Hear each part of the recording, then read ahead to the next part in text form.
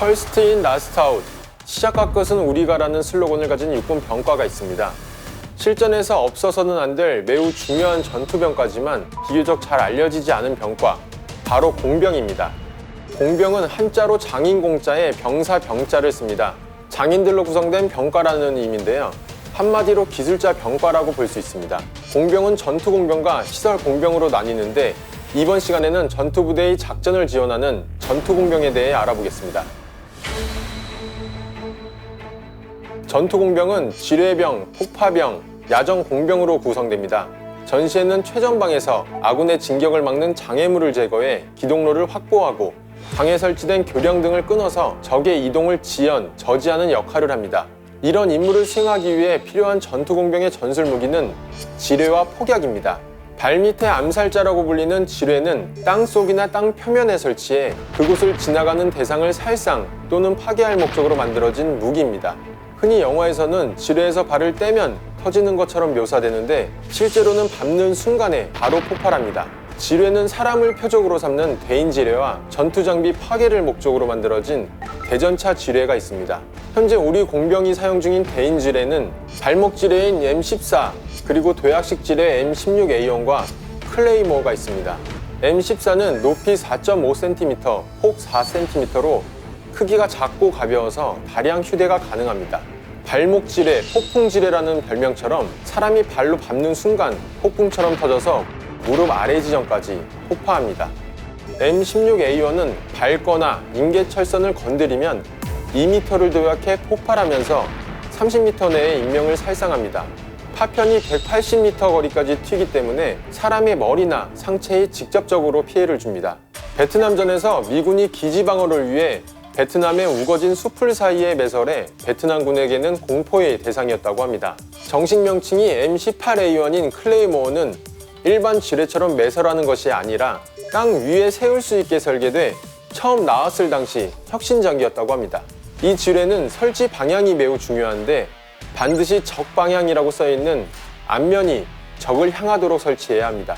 하지만 작용 반작용의 법칙에 따라 폭발하면서 앞으로 파편이 튀는 거리만큼 반작용도 받기 때문에 지뢰 설치 후 반드시 안전거리를 확보해야 합니다. 폭발하는 순간 내부에 있는 직경 1.5에서 2mm의 작은 구슬 700여 개가 발사됩니다. 구슬의 크기가 작기 때문에 신체에 깊이 파고들 수 있어 치명적이라고 하는데 최대 살상 범위는 250m로 한 개의 소대를 통째로 날려버릴 수 있을 정도의 활력을 가졌다고 합니다. M15, M19, K442는 전차의 장갑차와 같은 무거운 물체를 표적으로 삼는 대전차 지뢰입니다. M15는 6.25 전쟁 당시 처음으로 투입됐는데 무게는 13.6kg이고 내부에는 폭약이 가득 차 있어서 130kg의 압력을 받으면 폭발해 50톤 전차도 무력화시킨다고 합니다. M19는 M15와 개발 목적과 격발, 중량은 유사하나 외형에서 차이가 있습니다. M15는 금속 재질의 원통형이고 M19는 플라스틱 재질의 사각형입니다. K442 저판 관통 지뢰는 1995년 한국군이 개발해 전력화시킨 지뢰입니다. 금속으로 만들어진 탐지봉을 심은 지뢰가 전차의 바퀴와 접촉하면 폭발하는 원리입니다. 지뢰가 전차와 접촉하는 순간 150mm급 관통자를 형성해 전차를 관통하고 승무원까지 살상시킨다고 합니다. 지뢰는 어떻게 설치할까요? 지뢰는 지형지물을 이용하기 때문에 설치 전 주변을 깨끗하게 정리해야 합니다.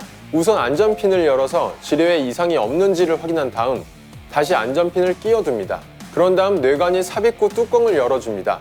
그리고 조심스럽게 뇌관을 지뢰의 바닥 부분에 나사식으로 돌려서 장전합니다. 그 후 지뢰를 설치한 곳이 땅의 일부처럼 보이도록 흙을 모아서 덮어줍니다. 이제 가장 중요한 과정이 남았는데 지뢰가 제대로 작동하도록 안전핀을 빼줍니다. 이때 압력이 가해지면 큰 사고로 이어지기 때문에 긴장을 늦춰서는 안 됩니다. 마지막으로 다시 한번 흙을 덮어 지뢰가 보이지 않도록 위장하면 매복이 끝납니다. 지뢰는 외부에서 가해지는 압력이나 충격이 뇌관을 작동시켜 폭발하는 원리입니다. 지뢰가 폭발력을 얻는 것도 뇌관을 설치한 이유입니다. M14 발목 지뢰를 예로 들면 지뢰를 밟는 순간 압력이 가해지면서 접시형 스프링이 뒤집힙니다. 이때 뇌관을 때릴 수 있는 공이가 자극을 받아 기폭장치를 점화시키면서 지뢰가 폭발하게 됩니다. 발목 지뢰에는 바늘로 건드려도 터질 만큼 민감하고 폭발력이 큰 테트릴이라는 기폭제가 들어있기 때문에 밟는 순간에 뇌관과 연결된 공이가 몸통 부분을 때리면서 화약이 폭발합니다. 전투공병의 또 다른 전술무기인 폭약은 정기식과 비정기식으로 구분됩니다. 정기식은 전선을 연결해 악력으로 누르면 원거리에서 터지도록 만들었습니다. 여러 개의 폭약을 연결해서 전선을 물려놓은 다음 적절한 타이밍, 예를 들어서 적군의 전차가 교량 위에 도착했을 때 터뜨리는 겁니다. 대규모로 폭약을 터뜨려야 할 때 사용합니다. 비정기식은 불꽃놀이를 생각하시면 되는데 불을 붙여서 바로 던지는 겁니다. 정기식에 비해 설치 시간이 짧고 휴대하면서 간단하게 사용할 수 있기 때문에 상황이 긴박하거나 목표물이 근거리에 있을 때 사용합니다. 군에서 사용하는 군용 폭약에는 암석, 교량, 낙석, 터널을 폭파하는 데 사용하는 TNT와 그리고 도로와 철제를 절단하는 데 사용하는 액체 테이프형 폭약이 있습니다. 가장 흔하게 사용되는 TNT 폭약은 폭발력 측정의 기준이 됩니다.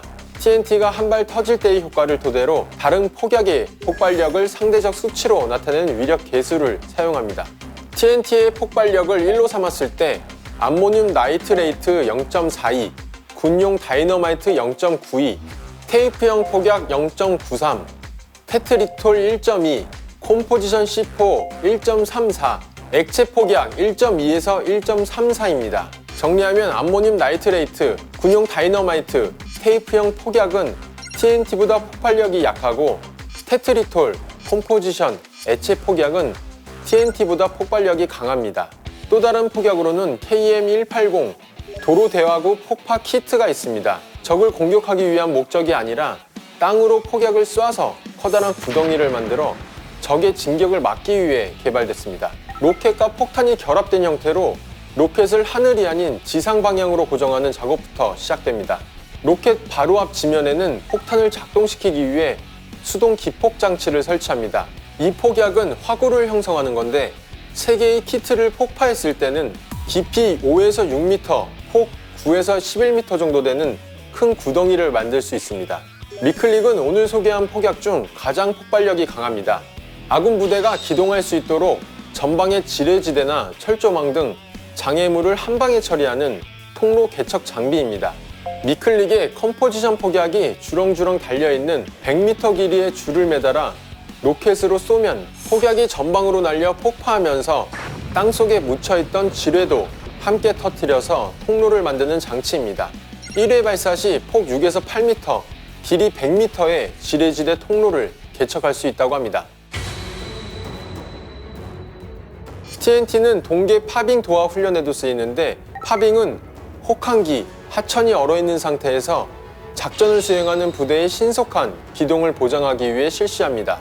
교리상 육군이 운용 중인 장갑차 중 가장 가벼운 K200 장갑차의 전투 중량 13.2톤을 지탱할 수 있는 얼음 두께는 50cm입니다. 그 이하로 알면 파빙을 해야 합니다. 우리 공병은 그동안 얼음 위에 폭약을 설치하는 방법과 폭약을 설치하기 위해 파는 구멍인 장전공을 파고 물속에 폭약을 설치하는 방법, 이 2가지 방법만 훈련했는데 2가지 방법에는 장단점이 있었습니다. 먼저 얼음 위 폭파는 긴급한 상황에서 신속한 전개가 가능한 대신 폭약을 얼음 위에 흩뿌려야 하기 때문에 상당히 많은 양의 폭약이 들고 얼음이 많이 깨지지 않는다는 단점이 있습니다.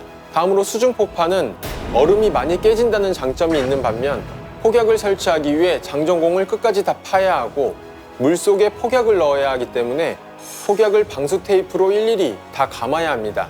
그렇기 때문에 상당히 많은 시간이 소요됩니다. 또 수중에 폭약을 넣기 때문에 불발이 생길 가능성도 높습니다. 최근 육군 5공병여단이 새로운 방식을 도입한 파빙 훈련을 해 의미 있는 결과를 도출했다고 합니다. 부대는 위 2가지 교리의 단점을 보완해 폭약을 얼음 속에 장전하는 새로운 실험을 했습니다.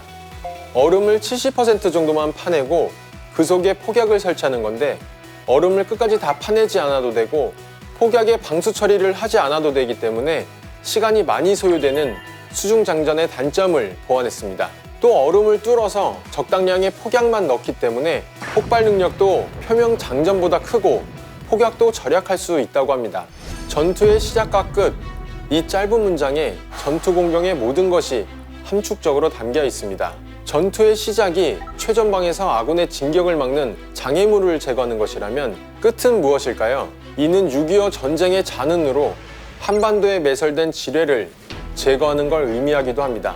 단위 면적당 세계에서 가장 많은 지뢰가 묻혀 있는 곳은 DMZ 비무장지대인데요. 플라스틱이 외부를 감싸고 있는 지뢰는 내부 폭격과 공기의 접촉이 완전히 차단돼 100년이 지난 지금도 썩지 않고 있다고 합니다.